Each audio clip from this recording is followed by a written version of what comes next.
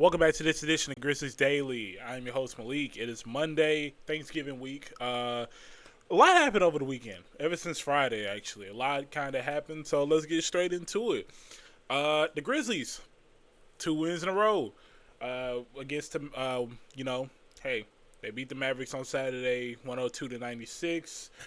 Looking at the box score, Santi impressed me a lot. He was the driving force in this game, although he played 35 minutes, which isn't bad, but it's also like, you know, we want other players to play 35 minutes, but that's a discussion for another day. As far as the box score goes, got people that just impressed me.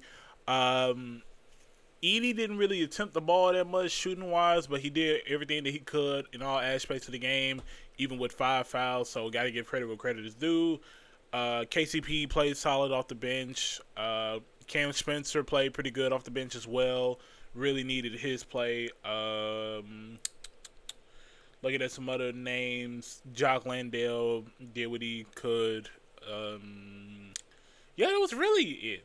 That was really it. Shooting wise, wasn't the greatest game for the Grizzlies. They only shot 40% from the field, but it was enough for them to win the game. So you got to do what you can. 26 assists, I do like that. 13 turnovers, I do like that. They're keeping the turnovers down. Defensively, let's see, they held. Yeah, I mean, they did what they could against the Mavericks. Held under 38%. This was mostly a defensive game. So, you really got to give that. As far as the Mavericks go, Brandon Williams did what he usually does, which is play pretty good. Max Christie played solid. Cooper Flag still didn't really play that good. PJ Washington did what he could. And Klay Thompson, 6 threes. But speaking of Klay Thompson, because I really don't have much to say on the Grizzlies side of things, I like the fact that, things are getting other people are getting incorporated and doing their thing. Jalen Wells plus 18 lets me know that even while he wasn't shooting that good, he did play pretty good defensively. But I want to talk about something that's bigger than that. After the game, and I wish I could show you the clip, but copyright reasons. After the game, Klay Thompson and Ja Morant got into it, and it was shown that, allegedly, Ja called Klay a bum and all this other stuff and like that. All I gotta say is, because I've seen a lot of people talk about the fact that Ja is, calling Klay a bum and Klay's more accomplished and all this and that, and it's just funny. Like it's just something about it, because it's just like, we made a joke talking about how I remember this joke. This is a running joke on Twitter. Klay 0 for 10 in the play-in. He's not all that good. But as soon as Ja Morant does it, all of a sudden we remember that Klay is this accomplished player, that this former star and all this and that. I don't know what just happened. But, let me fix this. Yeah, we all of a sudden remember that Klay is this established star and, 4-time champion, all this and that. Man, we was not thinking about this beforehand. The media and social media that were getting off all these jokes about Klay Thompson, but as soon as Ja Morant does it, it's a problem. That's why I just laughed at the whole thing, because it's actually ridiculous, and I found it funny. Klay is going to be in his feelings saying all this and that and stuff, but it's just wild, because he really, and I'm glad that my guy Mike on Twitter, NBA Mike, he pulled up the clip where 3 years ago when Golden State won the championship, he called Jaren a bum. He literally called Jaren a bum. So just returning the same energy. I don't get it. And you could say, it's because Klay won a ring, so it matters more, kind of thing. Yeah, that's true, but everybody knows the magnetism of the word, the magnitude of the word bum. It doesn't matter what time or place it is. Hey, it just is what it is. And a lot of people acting like Klay was just like this great player when they played the Grizzlies in the playoffs. It wasn't the case. It really wasn't the case. And people, one thing I've learned is, it's two things that's going to stick out. The Grizzlies cannot talk crap, and the Grizzlies gonna talk crap, and then what's the name? You can't talk trash to the Golden State Warriors players. That's just as simple as that. That's all I'm saying on that. And I should stand on what I say. I stand on what y'all say. Klay Thompson is a bum. He's not the same player that he was before. He's leeching onto them 4 rings that he got when he played pretty good. I'm not. This ain't a Draymond case where I can say, oh, you got it from Steph. Klay is playing pretty good, but long story still stands, brother. You're coming off the bench now. Draymond don't even come off the bench. Like, come on, let's keep it a bean. That's all I'm saying on that. Just a funny moment for me. I love it, and I actually hope that this turns into a moment in the Grizzlies because I think I like the negativity part. I think this could be a potential point where the Grizzlies could turn this into a team building moment. We could see a turnaround. We could see that energy that we've been looking for. So hopefully we see that. Now into some pressing news that we got Friday. Depressing, I should say. The Grizzlies put out an update regarding Ty Jerome. If you don't remember, Ty Jerome got hurt back on October 17th against Miami with a right calf strain. And he's been out ever since. And it says right here, Ty Jerome is expected to return to play in 6 to 9 weeks. So you put that into perspective, you won't see Ty Jerome until 2026, more than likely January 2026. Not the greatest news, especially considering we got an update from Easlo literally saying he's making good progress. And look, this may be considered good progress by their standard, but if I'm being honest, I think they should have been more transparent. They should have been more transparent, saying he's making good progress, but don't expect them to be on the court anytime soon. That's how they should have worded that, and that's how we should have never got our hopes up. Because I think as Easlo said that, had he said that, it would have been a different story on, hey, you know what, he's not going to be back how y'all think he is. So that kind of thing, but it is what it is. And in retaliation, oh my God, I can't think today, y'all. In response to that, the Grizzlies did sign Kobe Buffkin via 10-day hardship, basically 10-day contract. And I'm looking at Kobe Buffkin. He used to play for the Hawks, I believe. Solid player. I like his jumper more than anything. I don't really know what to say.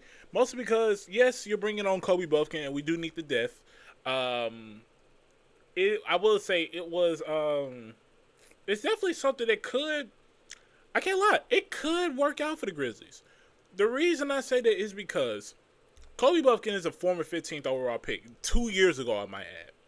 He was on the Lakers G League team, only his third year. This could have potential to be another Scottie Pippen situation. I'm not saying it will, but we follow down the timeline, even with the J Huff thing. J Huff now plays for the Pacers on a good contract. You look at Scottie Pippen. We sniped him from the Lakers. This could be another case where the Grizzlies might have found another guard that could work out for them. Now, it's just a matter of how he plays and if he can find good minutes. I think he will find good minutes just for the fact that there's a lack of depth at guard, but also just at the fact that, we're seeing Vince Williams step in as a good playmaker. And I don't want us to – I got to be honest. With the way he's playing, I would like us to kind of stick in that same category, with Vince Williams still being a good playmaker and a primary playmaker at that, because he's really elevating his game towards that. So if Kobe Buffkin can find his way around this, I think there's a possibility where he could sneak his way into a spot on the roster. There's a possibility. But that did kind of worry me, because that was one of my questions going into hearing about the Ty Jerome news. Obviously, because Ja Morant is out, Scottie Pippen Jr. is out, all those guys. The only thing that really concerns me is the fact that they were granted this. Now, granted, it's probably because of the fact that you do have Brandon Clark, Ty Jerome, Scottie Pippen Jr., and Javon Small out for an extended period of time. I don't know how it applies with two-way players, so I don't know if this really is the case. But it does kind of worry me, because it gets to a point where you see the update on Ty Jerome, and you have John Morant essentially with the same injury. I don't know if it was a low or a high calf strain, but you do have to worry, is John Morant going to have to deal with the same thing? because we know the influx of calf injuries and we know how those are hurting players all across the league. So it gets to a point. Do the Grizzlies think that John Morant is going to be out for an extended period of time? That I don't know, and that's a question that we really have to wait to see. Obviously, he's going to be reevaluated in about 2 weeks. Well, I think a week actually, but it gets to a point where I'm kind of worried that he's going to be out for an extended period of time and along the same timeline as Ty Jerome. And if that does prove to be the case, then we really have to reevaluate the expectations going forward for this season, because we're talking a guy who's played basically all the games except 2 this year. Well, 3 now, or 4, whatever you want to call it. Yeah, 4. But now there's a possibility that he may be out for a serious amount of time, and it's in a position where the Grizzlies cannot afford to lose their star. So it's definitely a question that I have in mind and something that I was wondering, because, like I said, I didn't know if the Grizzlies were eligible for a hardship exception until the news came out from Shams. So that kind of worries me that there may be worse news coming soon, but hopefully that doesn't prove to be the case. So obviously, let's look ahead to tonight. We played the Nuggets. Now, one thing about this, I'll go ahead and read off the injury report for this game. Jaren is questionable, so that's a good sign. He should be back and should help the Grizzlies out. So, good sign that Jaren could be back.